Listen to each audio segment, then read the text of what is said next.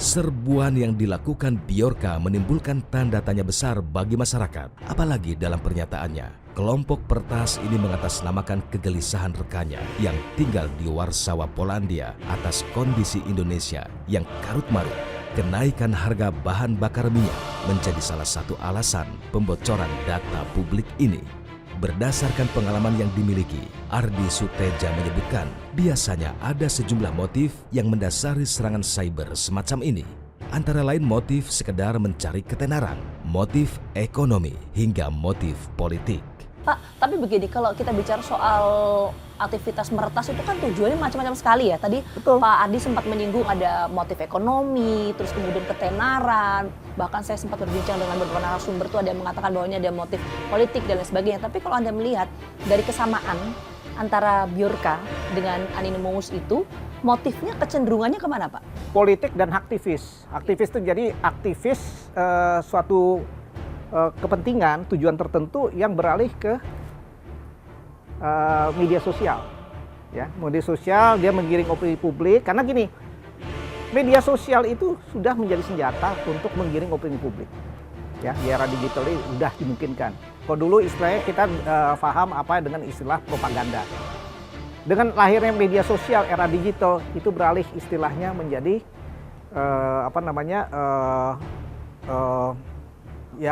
ya viral, istilah gaulnya viral. Tapi ada satu hal yang perlu kita cermati bahwa ini sudah merupakan perang yang menyasar pola pikir kita, kognitif ya, perang kognitif. Nah, ini yang sebetulnya harus benar-benar kita waspadai karena ini bisa membangun polarisasi di antara kita. Nah, itu tidak ada obatnya. Oke. Ya. Nah Pak, begini, kok tadi kan Pak Ardi mengatakan bahwa ini kan identitas saja kita sulit sekali untuk mengetahui apakah ini jaringan mana, terus kemudian berafiliasi dengan siapa. Tapi kenapa kemudian Pak Ardi bisa menyimpulkan bahwa ini ada kecenderungan motifnya politik, Pak? Karena kalau kita buka cermati, yang ditelanjangin itu tokoh-tokoh tertentu kan. Tokoh-tokoh tertentu, artinya dia menyasar tokoh yang sekarang masih dalam posisi memerintah. Itu aneh buat saya, ini ngapain? Gitu ya. Jadi itu indikasi ya, tapi mungkin analisanya bisa keliru dalam artian sekarang mungkin itu juga kamuflase, dia menelanjangi untuk menutupi perbuatan. Ingat yang namanya peretas itu menyerang tidak dengan satu pola, minimal dua. Dia buat gaduh, di belakang dia mungkin melakukan hal lain yang kita nggak tahu. Jadi menciptakan noise begitu ya Pak ya? Noise di depan, di belakang dia ada hal lain yang kita nggak tahu dia kerjakan. Itu polanya selalu gitu. Minimal dia punya dua pola menyerang. Oke, nah dalam kasus Bjorka ini, dua hal ini, dua pola ini seperti apa? Yang udah kelihatan ada pola pertamanya, buat gaduhnya itu. Buat gaduhnya. Buat gaduhnya. Tapi motif utamanya? Saya masih duga ini politik. Ini politik. Politik. Karena kalau lihat timingnya, pertama mendadak ya, tidak ada indikasi di awal. Indikasinya tiba-tiba gaduhnya viral. Ini artinya sudah ada sesuatu yang dia sudah perhitungkan itu akan menjadi melebar ya. Nah, ini yang makanya Pak Menko Polhukam itu segera membentuk Satgas ya, salah satunya adalah untuk melihat persoalan ini secara kita bilang helikopter view. Kedua juga bagaimana sekarang kita bisa membangun ketenangan buat masyarakat. Pandangan yang sama juga disampaikan pegiat media sosial Mustafa Nahrawardaya. Berdasarkan pengamatannya, kecenderungan Bjorka adalah motif politik. Jadi karakter hacker itu ada 4, bukan karakter, motifnya. Pertama adalah motif ekonomi. Dia ingin mencari uang dengan pekerjaannya itu. Entah dia dengan menjual data, atau dia dengan menjual informasi, dan seterusnya. Yang kedua adalah motif eksistensi atau intelektualisme. Dia itu ingin menunjukkan kepada publik, ini loh, gua hacker. Jadi gua bisa menghack, mengambil data dari Dukcapil misalkan, dari Samsat misalkan. Ingin diakui publik. Yang ketiga kriminal. Jadi dia masuk ke sistem sebuah lembaga, lalu dia mematikan sistemnya, lalu dia menelpon atau menghubungin, kalau lu pengen dapat passwordnya, lu bayar. Nah, kejahatan, kriminal, maka dia dapat untung dari situ. Tapi yang keempat, yang motif politik, ini yang susah kita sentuh. Karena politik sangat rumit, sangat sangat banyak elemen-elemen yang terlibat di situ. Ada kekuasaan, ada oposisi, ada parlemen, ada kementerian dan seterusnya, ada BIN, ada apa ya. Kalau politik banyak sekali yang kemudian bisa terafiliasi ke situ. Banyak sekali yang bisa terafiliasi ke situ. Tapi kalau untuk konteks Bjorka ini, Mas Nahra melihatnya dari 4 motif ini kecenderungannya kemana? Ke politik. Kenapa? Ke politik. Karena yang ketiganya tidak terbukti. Misalkan apa coba? Eksistensi diri. Dia nggak menonjolkan saya siapa, enggak. Dia nggak memberi clue. Biasanya kalau eksistensi atau ingin diakui, dia menunjukkan clue-cluenya.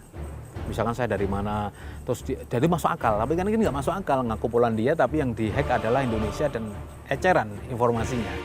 Hingga saat ini, belum ada petunjuk yang jelas tentang siapa dan di mana keberadaan Bjorka. Aparat masih terus mencari dan memburu Pertas yang masih terus mengancam akan membuat kegaduhan ini.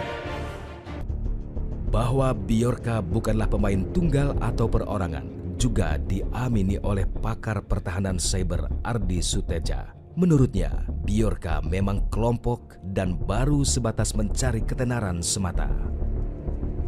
Berdasarkan identifikasi yang dilakukan, Ardi Suteja menyimpulkan bahwa Bjorka adalah orang Indonesia, bukan seperti yang selama ini mereka gembar-gemborkan. Dari pola target serang hingga penguasaan atas isu praktis tidak mencerminkan sebagai kelompok yang bermain di ranah internasional.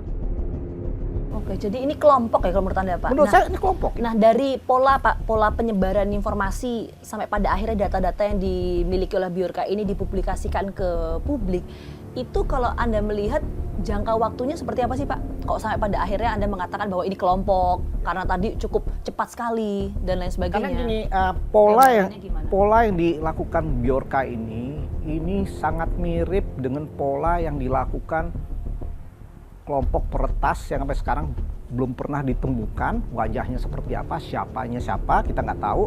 Yang terkenal itu namanya Anonymous. Nah, Anonymous itu persis modus-modusnya itu tidak berbeda dengan apa yang dilakukan Bjorka. Polanya juga sama? Sama. Nah, kesamaannya di mana itu, Pak? Dia dalam meretas, habis itu dia membocorkan data ya. Terus si Anonymous ini tidak meminta tidak ada motivasi ekonomi. Itu mirip sekali ya. Kedua, nah yang keunikan Bjorka ini, dia belum saya duga dia bukan internasional.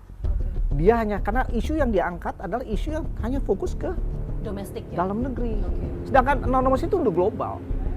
Sampai sekarang dia nggak tahu, kita nggak tahu siapa nih Anonymous. Nah, kemungkinan kayak yang pada akhirnya akan terjadi dengan Bjorka mungkin seperti Anonymous, kita nggak akan tahu siapa. Tapi apakah kedua pihak ini saling terafiliasi atau berbeda? Nah, itu yang kita belum temukan, ya, belum kita temukan, dan itu memang untuk mencari tahu itu perlu waktu proses yang sangat panjang. Okay. Ya. Dan bisa kita tiba-tiba mengasumsi berdasarkan ini kesimpulannya tidak sesederhana seperti itu.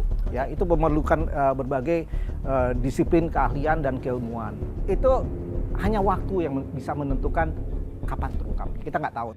Sejauh ini, individu-individu pemerhati keamanan dunia cyber melihat bahwa situs-situs yang dimiliki pemerintah maupun lembaga swasta Indonesia memang masih rentan terhadap serangan. Hal ini diakui oleh Putra Aji Adhari. Dia berharap pemerintah lebih memperhatikan tentang keamanan data publik. Bener nggak sih meretas sebuah instansi atau lembaga itu mudah nggak sih sebenarnya? Apalagi di Indonesia ya. Instansi pemerintah gitu itu sangat gampang banget dijebol ya, mungkin karena mereka belum pada saat mengambung membuat aplikasi atau apapun, mereka tidak memperhatikan dari segi keamanannya sih. Jadi masih banyak banget kelemahan di situs instansi pemerintah gitu. Bahkan untuk hacker-hacker pemula itu mereka itu ngetesnya di situs instansi pemerintah. Karena mungkin instansi pemerintah sangat banyak kelemahannya, jadi dijadikanlah coba begitu. Ya kayak gitu, kayak playgroundnya lah gitu. Oh. Karena memang banyak banget kelemahannya gitu ya. Oke. Nah, kalau bicara dalam konteks gampang ini, memang seberapa lama sih orang tuh bisa menghack atau meretas instansi atau lembaga, Mas? Gampang banget sih, karena mungkin ini ya dari sekian banyak situs yang ada di instansi pemerintah itu kebanyakan kerentanannya itu dampaknya kritikal. Nah, dampak kritikalnya itu contohnya seperti jenis kerentanan SQL injection. Nah, dampaknya itu untuk si attacker bisa mengambil seluruh database yang ada di situsnya. Kepada tim fakta, Putra kemudian memperlihatkan bagaimana seorang black hacker bisa meretas sebuah situs.